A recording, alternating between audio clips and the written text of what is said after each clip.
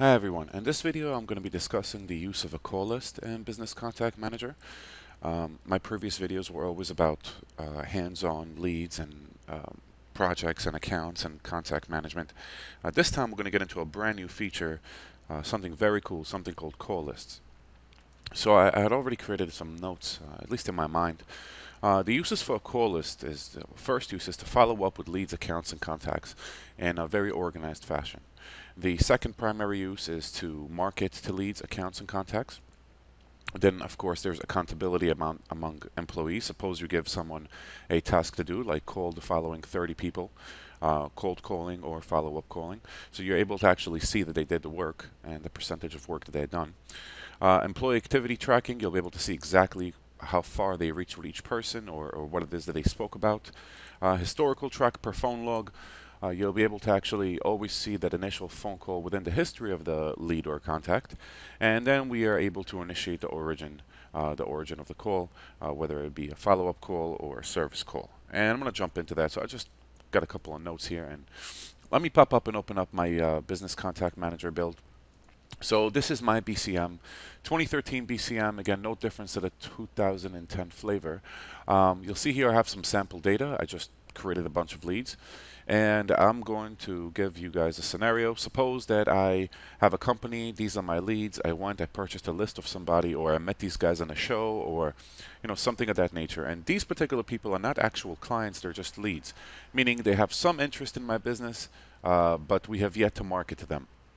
So let's say I have a guy named John here in my office, and I want John to follow up with all these leads. But I can't just say, hey, John, do me a favor, call all these leads and note what happens on a piece of paper. It's just, in the real world, it's not organized, and it negates using BCM for organization. So how would John be able to do this? And I want to be able to track John's work and see that he's doing it. Or maybe I'm doing it myself, and I want a very organized and noted fashion of doing this. So in Business Contact Manager, we've already discussed all the business record types and the activity type. So what we didn't discuss is the marketing tab.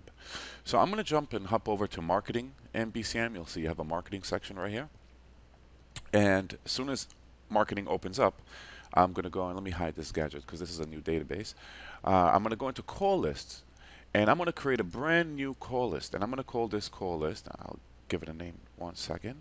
I'm going to call this John's list.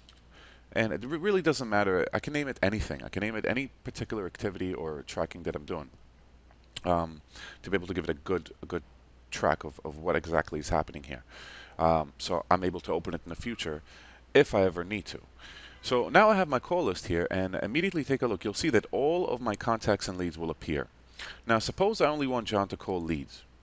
And suppose I only want John to call, suppose John is a East Coast rep, and he doesn't call people over in California. He just wants to do work in New York. So I can go here and add a quick filter by clicking on Review and Filter, Advanced Filter, and I'm going to say, let's say Business State. Where is Business State? Business State equals, and I want him only to call people in New Jersey. And it appears that I only have one person in Jersey, so this is a bad example. I'm going to use New York, where the rest of my people are.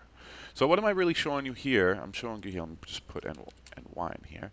I'm showing you that you're able to filter out who's going to be called. So in this list in particular, there are 10 people who we're going to reach out with this call list. This is a very organized call list that pulls data directly out of your contact manager and gives you the ability to create a formal and well-organized list. So in this sense, let me just show you real quick the window. Each contact here that you click on, you'll see here the name will change and the phone number will appear ready to dial. So we'll be able to actually start dialing right now and create these phone calls to these people. So I'm going to save and close this, and I'm going to show you in the Analysis tab that we have a John's list which has not yet been executed, meaning he has not started calling these people yet. So moving forward, let's go back into the call list. Suppose that these are all leads, and they are all leads, and John has a script, and in the script I'm telling him, introduce yourself, introduce our company, what we do, and try to pitch our service or product or business idea to the following people. So John now has a task, and I'm able to monitor his task with this call list, and he's able to actually convert these leads to a contact as he speaks to them. So let's move on and let's start actually using this. So now let's say John is about to start making his calls. Or let's say it's my list and I'm about to start. So the way we begin is we're going to click on Start Timer because we're going to time this activity, how long it's going to take to do all this work. Again, this is where accountability comes into play. Now, what we're going to do is we're going to call Bronk Paulette. So I'm calling Paulette. I'm just starting the call, and let's say we're in mid-call right now. I'm going to mark this as call complete. I'm going to take some notes here. Notes, blah, blah, blah, blah. Basically, I'm just adding some random information. So I'm speaking to Paulette. I'm wasting my time right now talking. She's not interested. Maybe she is interested. I have no idea. Let's move on to the next person now. We're going to click on Save and Next. You'll see here that now I have a little mark here that I spoke to Paulette. So call 1 of 10 has happened. I'm calling Elizabeth and she's not answering the phone. I'm going to leave her a message and I'm going to click on Save and Next. Now, if you look at the little icons here, you'll be able to see how many people I've called and how many messages were left. So you see here that I've already managed to call one. I had one good call and one call which I had a message, which I left a message for the person. And notice that the notes are now going to be recorded also to the contact's history. So in Paulette's case, I wrote blah, blah, blah, blah, and notice that now it's actually in her notes as opposed to Elizabeth's notes, where I have no notes because I left a message. Now I'm calling Alexander, and let's say Alexander is interested. Follow up sometime later tomorrow. I'm going to go here and now I can create a follow-up reminder for myself for tomorrow. And I'm going to move on forward, call complete, and click Save and Next. Notice here that on the top, in the recipient list, you'll be able to immediately see that 3 out of 10 are completed. One person I left a message to. Now let's say this is a very hefty task and it takes time. I'm going to save and close and go out of this call list. Notice that now under Analysis, call list is now in progress. What it means is that it's not complete. I know that John did not finish calling these 10 people today, and this call list is still pending. So meaning he has to come back to work tomorrow and complete it. When you open up the call list, you're going to immediately be able to see that we left a message to Elizabeth and to Casey, not to Casey, to Elizabeth, and we called Alexander and Paulette. That leaves me with a total of 7 more people to call. So I can just move in and continue, and I'm going to say, all right, let's say I spoke to this person, call is complete, left a message here, left another message here, left another message, and let's say call complete, and then our very last person is Woods Leah, and let's say the call was completed. I'm going to save this. This call list is now completed, and in each person there'll be notes. So our person who's actually working this, and here let me open up Paulette's record. Our person that's actually working this, and let's look at their history, and we're able to see in their history a phone log, and that phone log contains that blah blah blah text that my guy John had initially entered about the call. So now when I speak to Paulette, I could just look at her history and I could see what was initially the deal, what it is that was offered to her, or how did she react, or etc. It's very, very important to have this kind of thing. You see how it integrates together. Now, I'm also able to hold John accountable now for his calls. I'm able to see that he called 10 people, he left 4 messages. So his job is not necessarily completed, even though this call list is now still in progress.